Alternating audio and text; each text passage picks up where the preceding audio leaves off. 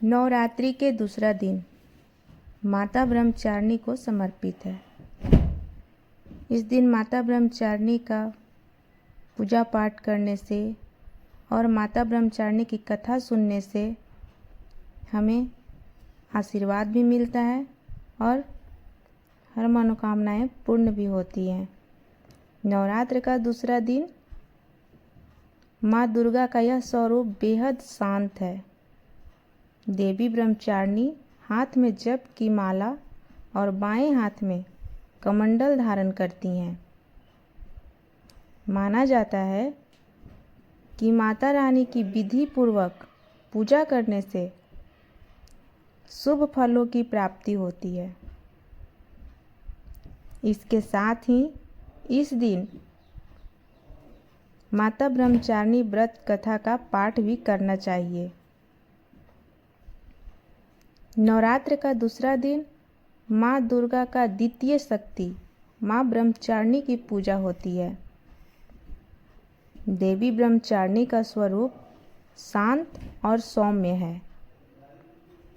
माता ब्रह्मचारिणी की पूजा का विशेष महत्व है और मान्यता भी है कि इस दिन उनकी कथा का पाठ करने से साधक को त्याग, वैराग्य, संयम और सभी सुखों की प्राप्ति होती है।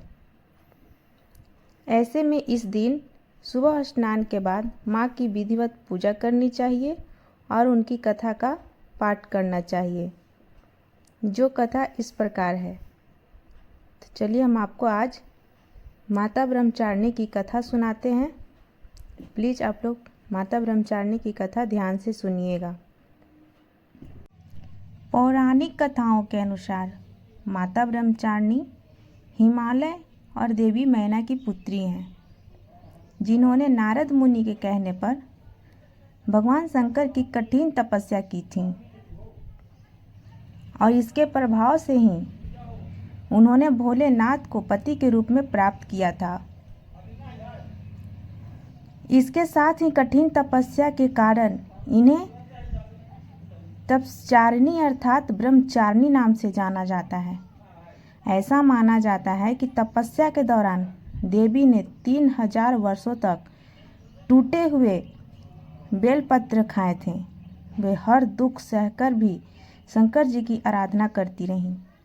इसके बाद तो उन्होंने बेलपत्र का भी त्याग कर दिया था। फिर कई हजार वर्षों तक उन्होंने निर्जल व निराहार रहकर तपस्या की थी। जब उन्होंने पत्तों को खाना छोड़ दिया तो उनका नाम अर्पणा पड़ गया। घोर तपस्या के कारण देवी का शरीर एकदम जीर्ण हो गया, जिसे देखकर देवता, ऋषि, सिद्धगण, मुनि सभी ने ब्रह्मचारिणी की तपस्या को अभूतपूर्व पुण्यकृत बताकर सराहना की और कहा कि हे देवी, आपकी तपस्या जरूर सफल होंगी।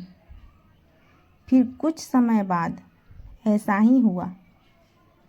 बता दें, माँ ब्रह्मचारिणी की पूजा से सर्वसिद्धि की प्राप्ति होती है। तो कुछ इस प्रकार है माता ब्रह्मचारिणी की कथा।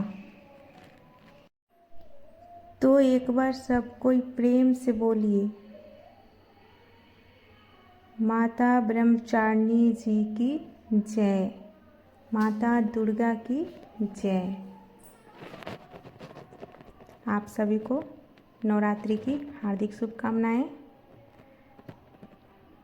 माता दुर्गा आप सभी के जीवन में खुशियां लाएं, खुशियों से भर दें, क्योंकि अब की बार नवरात्रि में माता जी हाथी पर सवार होकर आ भी रही हैं। इसका यही संकेत होता है कि बहुत ज़्यादा खुशियां माँ लेके आ रही है और बहुत दिन तक सबको खुशियां मिलने वाली है।